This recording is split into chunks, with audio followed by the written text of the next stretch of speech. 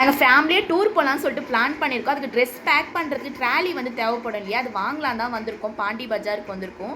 ஆன்லைனில் கொஞ்சம் சர்ச் பண்ண ரேட் கொஞ்சம் எக்ஸ்ட்ரா வர மாதிரி இருக்குது. அது ப்ராடக்ட் வந்துட்டு எதனா டேமேஜாக இருந்தால் ரிட்டன் போட்டு மறுபடியும் வாங்கணும் இல்லைங்களா, அதுக்கு வந்து டே வந்து எடுத்துக்கணும், டைம் வந்து இருக்காது. அதனால் நம்ம கடையிலேயே வாங்கிக்கலாம் பார்த்துன்னு சொல்லிட்டு வாங்குறதுக்கு தான் வந்தோம். எல்லாமே குவாலிட்டி சூப்பராக இருந்துச்சு, ரேட்டுமே கம்மியாக இருந்துச்சு. ஆனால் நான் உண்மையால சொல்கிறேன், இது ப்ரொமோஷன் கிடையாதுங்க, நீங்கள் ப்ரொமோஷன் நினச்சிக்க வேணாம். என் ஹஸ்பண்டோட ஃப்ரெண்டோட ஷாப் இது.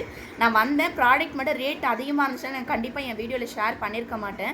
கம்மியாக இருந்ததுனால மட்டும்தான் வந்து நான் ஷேர் பண்ணேன். எங்கள் பெரியக்கா வந்து ஃபாரின் போயிட்டு வந்தா இல்லையா, அப்போ ஒரு 5 ட்ராலி கிட்ட வந்து எடுத்துகிட்டு வந்தால, நிறைய திங்ஸ்லாம் வச்சு எடுத்துகிட்டு வந்தா. அப்போ நம்ம வீடு வந்து ஓட்டு வீட்டில் தான் நாங்கள் இருந்தோமா, அப்போ இடம் வந்து பத்தலாம். என்ன பண்ணிட்டேன், எல்லாருக்குமே வந்து கொடுத்துட்டா.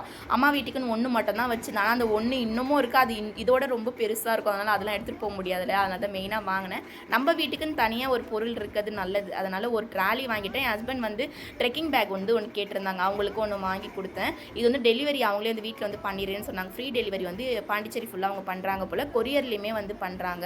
என்ன மாதிரி யாருன்னா ட்ராலி வாங்கணும் வாங்காமல் இருக்கீங்களா, அப்படி இருந்தீங்கன்னா இந்த கடைக்கு வாங்க. நேராக போத்தீஸ் ரோடு இருக்கு இல்லையா, மெயின் ரோட லெஃப்ட் சைட்லேயே உங்கள் கடை இருக்குது. அப்படி இல்லைனா கொரியருமே பண்ணுவாங்க. நம்பர் வேணுன்னா நான் ஸ்க்ரீனில் கொடுக்குறேன்.